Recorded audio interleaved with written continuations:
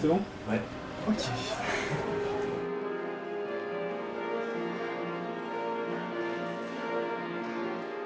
En 5 mots, moi j'ai commencé par être acrobate, donc acrobatie, danse, théâtre, cinéma. Voilà, il y en a 4. Un dernier. Je sais pas. Et moi, du coup, c'est presque similaire, mais pas tout à fait. Danse contemporaine, lettres, art et cinéma, donc 4 aussi. Brièvement, c'est compliqué. Disons que c'est. Enfin, pour résumer, je dirais que c'est une méthode qui est empirique. Je caricature un peu, mais on fait avec ce qu'on a. On adapte la forme aux moyens. Moi, je produis les films avec ma boîte de production. Et je conçois en tout cas le dispositif filmique, le récit et les plans, etc. en fonction de l'économie qui est la nôtre. Donc c'est absolument pas une contrainte, enfin, c'est une contrainte évidemment, mais ça devient une liberté. Si je devais résumer, je dirais ça. Ouais. En fait, on a plusieurs manières de travailler. Et en fait, on pourrait pratiquement dire que c'est des couches différentes selon là où on en est dans l'évolution narrative. On n'a pas un scénario classique, mais effectivement, on travaille quand même en amont pour définir une sorte de structure. Et puis après, une fois qu'on est qu'on a effectué les repérages et le casting, on réécrit à partir de la matière qu'on a, donc la matière documentaire, et qui nous aide justement à fictionner tout ça. Et puis ensuite, on va réécrire tous les jours en fonction de ce qu'on a tourné, de ce qui se passe pendant le tournage. Donc, du coup, on réécrit au jour le jour jusqu'à la fin, quoi. Donc le récit se développe en tournant, quoi. Visionnant les rushs, voilà. Mais je veux dire, même avec un scénario de 200 pages, si tu fais pas ça, tu vas rater ton film de toute façon. Il me semble que suivre vraiment à la lettre, même, je me permets de penser ça se trouve je me trompe, même des gens comme Ozu qui avaient des scénarios ultra carrés, etc. Évidemment qu'il y a de l'improvisation sur un tournage. Si tu arrives sur un plateau et que tu penses que ça va se passer comme c'est dans ta tête, ça marche pas en fait. La première règle que tu apprends quand tu fais un film, c'est que tu poses la caméra dans un espace et que ça donne pas ce que tu avais imaginé. Et là, le travail commence, c'est là où il faut se mettre à parler à ses camarades, à dire comment on fait, je comprends pas, ça marche pas, trouve-moi une solution. Bresson disait il y a bon, peut-être qu'il a raison, peut-être qu'il a tort, je sais pas, mais il disait il y a un seul endroit dans une pièce pour filmer une scène. Il y a toujours un seul endroit en fait. Le travail, c'est de le trouver. Et ça peut prendre du temps, mais donc pareil, c'est pas quelqu'un qui... Pourtant, il fait des films très carrés, mais c'est pas quelqu'un qui préparait l'endroit avant d'où il allait filmer.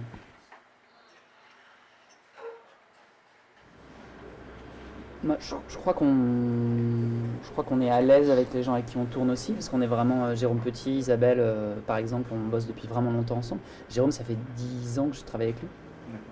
Qui s'occupe du son? Qui s'occupe du son, ouais. Donc ingénieur du son sur tournage et monteur son.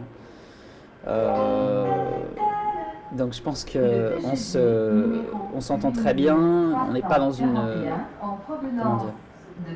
Pour faire simple, s'il y a un problème, il va se résoudre relativement vite parce qu'on est peu, en fait. Ça, je pense que c'est une des qualités du fait de travailler à peu. Et ensuite, je sais pas, il y a plein de raisons, mais c'est pas un dogme, ça veut pas dire... moi, j'ai pas envie de faire tous mes films non plus avec 4 personnes. Mais là, sur Un jeune poète, on était 4, et sur Le Parc, on était 6. C'était le nombre juste. Et surtout, ce qui est intéressant, c'est à quel point aussi on peut s'impliquer dans un projet, parce qu'on est tous un peu des couteaux suisses. Moi, à ma manière, dans le scénario, en faisant l'image et en t'assistant aussi. Ouais. Donc, effectivement, c'est une position très particulière. Généralement, il y a une hiérarchie qui est beaucoup plus définie dans des films qu'on a l'habitude de voir au cinéma, où il y a un assistant réa qui fait que ça, un chef-op qui fait que ça. Il n'y a pas d'imbrication comme ça à ce point-là, et du coup, moi, je trouve ça intéressant d'avoir d'être dans quelque chose où on est moins nombreux. C'est moins strict, Et quoi. c'est moins strict, quoi. C'est un peu comme si on suivait pas le manuel à la lettre, en fait. Donc, nous, par exemple, on s'occupe du plan de travail, mais c'est pas quelque chose qu'on délègue aux assistants. Mais les assistants peuvent faire un travail de régie, comme de temps en temps, on peut leur poser une question de mise en scène, comme Jérôme peut se retrouver à faire un truc de décor. Enfin, on essaye. Enfin, on essaye. Non, on fait ça comme ça. En fait, c'est ça. Les frontières sont vraiment poreuses. Il n'y a pas de. C'est pas chacun son. Alors évidemment, chacun doit maîtriser sa partie. Sinon, ça marche pas. Mais voilà. Et après, il y a aussi la mobilité sur une petite équipe. On installe, comme je disais hier à la présentation, on installe très vite les plans, je crois. Et du coup, ça permet de travailler plus avec les acteurs. Et ça, c'est vraiment important, je pense.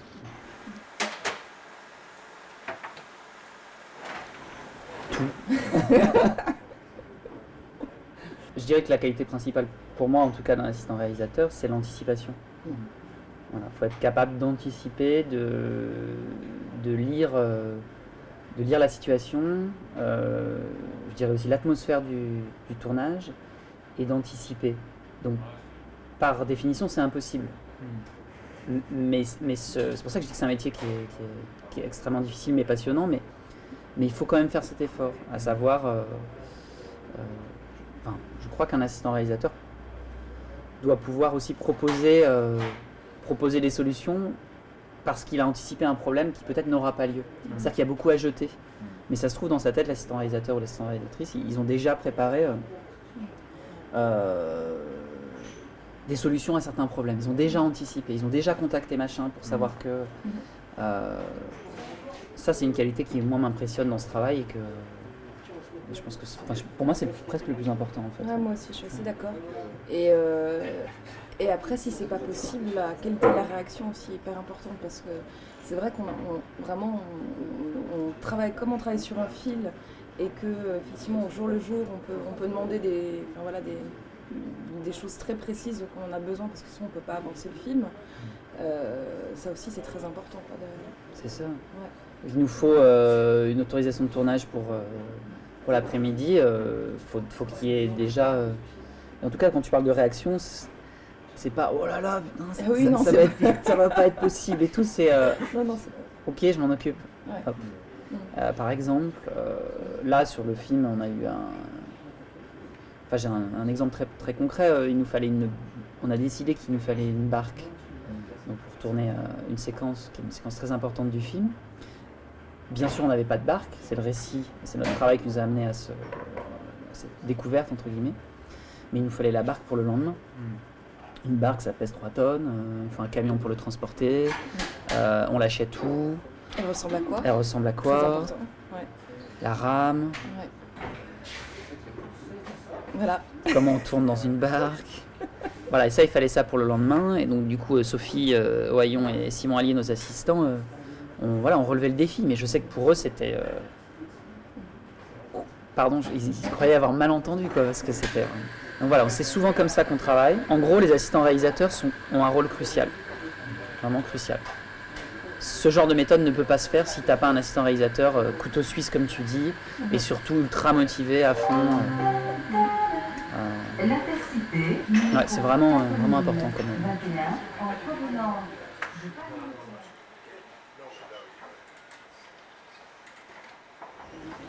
J'ai des modèles d'expérience avec d'autres corps de métier qui me font penser que et à chaque fois pour les mêmes raisons. À chaque fois que j'ai eu un problème sur un humain, et c'est très difficile quand il y a des problèmes comme ça sur un tournage parce que ça fout en l'air vraiment l'atmosphère. Moi, à chaque fois, c'était parce que j'ai travaillé avec quelqu'un que je n'avais pas rencontré avant, que je ne connaissais pas en fait.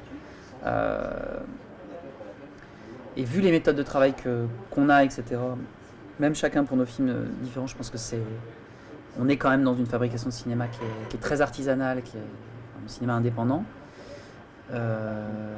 J'ai travaillé avec des techniciens au moins 2-3 fois où ça s'est mal passé parce qu'en fait il y avait pas eu on se connaissait pas en fait avec la personne Et donc maintenant, j'essaye à chaque fois que je fais un film d'aller boire un café, de reconnaître les gens, de discuter avec, pour pas qu'ils soient jetés comme ça sur le tournage et qu'ils se disent mais c'est quoi cette façon de faire, quoi. Et des très bonnes, j'en ai plein. Donc, La Barque, très bonne expérience. Par contre, je suis assez d'accord sur le fait de travailler vraiment avec des gens qu'on connaît et qui sont au courant un peu de notre méthode et de... On installe très vite les plans, mais en même temps on n'est pas dans une efficacité dans le plan au moment du tournage. On peut tourner un plan qui sur le papier a l'air très facile, on peut mettre 3 heures pour le faire. Non, puis ce qui peut être peut-être déroutant pour des gens par exemple qui sont plus habitués à de la fiction pure, c'est qu'il y a des fois où on va choper des choses qui sont plus de l'ordre du documentaire, de la captation, donc on coupe pas forcément, ou on a repris sans le dire. Enfin, on mêle plusieurs techniques, donc si c'est pas quelqu'un qui est pas sensible à cette question-là, il va intervenir au mauvais moment et du coup faire couper le plan sans le faire exprès. Bien sûr, ouais. Donc ça c'est très important. Ouais, puis parfois on dit même par action tout ça, quoi. Ouais. On tourne, personne ne le sait trop. Je fais un petit geste à Jérôme. Mais je repense à ce que tu me posais comme question sur les qualités, c'est vraiment lire l'atmosphère est hyper important. C'est-à-dire lire l'atmosphère du tournage. On pourrait parler il faut de l'autorité pour être assistant réalisateur. Je sais pas. Moi j'ai plus l'impression qu'il faut savoir lire l'atmosphère du tournage. Parce que c'est grâce à l'atmosphère du tournage qu'on arrive à obtenir telle ou telle qualité de plan et tel jeu d'acteur aussi. Donc, je pense qu'il faut, faut savoir lire l'atmosphère, quoi. Et il faut que tout le monde arrive à partager ce moment-là, en fait. Si tu es à côté de la plaque, on en a eu des exemples comme ça, quoi. À des moments où, comme ça, quelqu'un qui sort du... Je pense que c'est pas une qualité, c'est pas évident.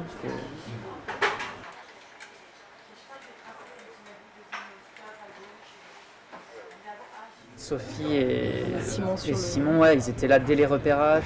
Mais lire l'atmosphère, c'est un peu théorique, mais c'est aussi nous connaître. C'est ce que je disais aussi, apprendre à se connaître, voir nos façons de travailler. Il y a des moments où Isabelle et moi, on peut être très ouverts, par exemple sur eux, et leur poser des questions sur là où ils en sont, etc. Et aussi ce qu'ils pensent du tournage et de là où on en est. Mais il y a d'autres moments où on peut être très fermé, parce qu'on a vraiment besoin de se mettre dans notre bulle et d'écrire à deux. Ça aussi, il faut pouvoir accepter ça. Mais ils ont été extrêmement courageux et super. Donc, Merci beaucoup. Merci.